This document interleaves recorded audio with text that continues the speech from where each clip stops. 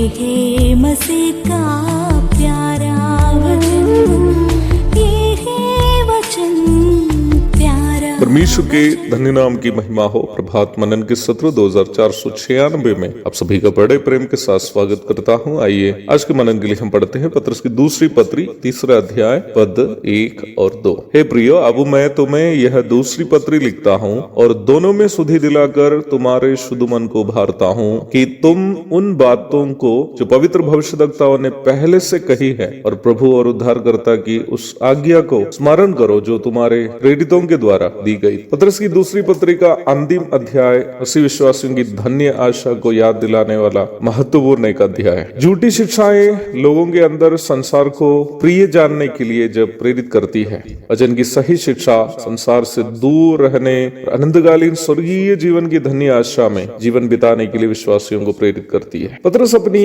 मृत्यु के कुछ ही समय पूर्व अपनी इस दूसरी पत्री की रचना की। रोम में दुष्ट सम्राट नीरो का भयभीत करने वाला शासन चल रहा था। नीरो मानसिक उन्माद से परेशान एक व्यक्ति था। He was suffering from sadism। दूसरे लोगों के दर्द देखने पर मानसिक सुख मिलने वाला परपीड़न रति नामक मानसिक अवस्था का नीरो शिकार था।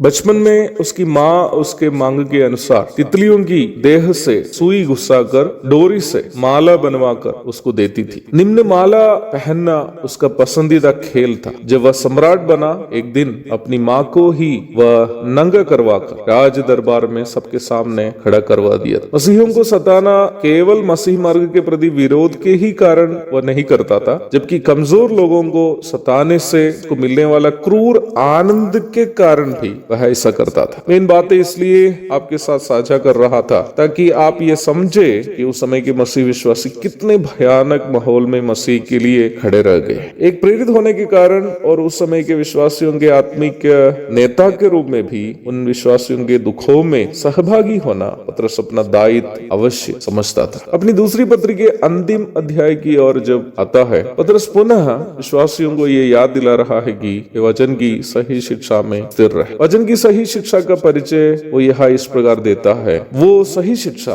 पुराने नियम के पवित्र भविष्यद्वक्ताओं ने जिन बातें कही है उस पर आधारित है और उसी समय नया नियम में प्रभु के पवित्र प्रेरितों के द्वारा कलीसिया को सिखाई भी गई है। कुछ मसीह लोग इस प्रकार की धारणा रखते हैं कि हम नया नियम के विश्वासियों को पुराना नियम से कोई लेना देना नहीं। ये एक गलत धारणा है। हम प्रेरितों के द्वारा हमें दिखाया गया यीशु मसीह पर इसलिए विश्वास करते हैं क्योंकि प्रेरित लोग उस मसीह का प्रचार किए जिसकी भविष्यवाणी पुराने नियम में पवित्र भविष्यद्वक्ताओं ने की थी। यहाँ तक प्रेरित लोग भी नसरेत के यीशु को मसीह के रूप में इसलिए अंगीकार किए क्योंकि पुराने नियम में जितनी मसीह की भविष्यवाणियां की गई थी उन सभी भविष्यवाणियां यीशु मसीह में पूरी होते वे लोगों ने देखा। यूहन्ना 1:45, प्रेरितों के काम अध्याय 2 पद 22 से 36 तक। संपूर्ण पवित्र शास्त्र की शिक्षा इसी प्रभु यीशु मसीह है जिसकी भविष्यवाणी पुराने नियम के भविष्यद्वक्ताओं ने की थी और जिसकी शिक्षा नया नियम में पवित्र प्रेरितों ने सिखाया। हर एक मसीह विश्वासी का आत्मिक दायित्व इस प्रभु यीशु मसीह के नैतिक स्वभावों में अपने आप को बदलना। पहला पत्रस 2:9। पत्रस प्रभु की कलीसिया को अपनी इस पत्री में भी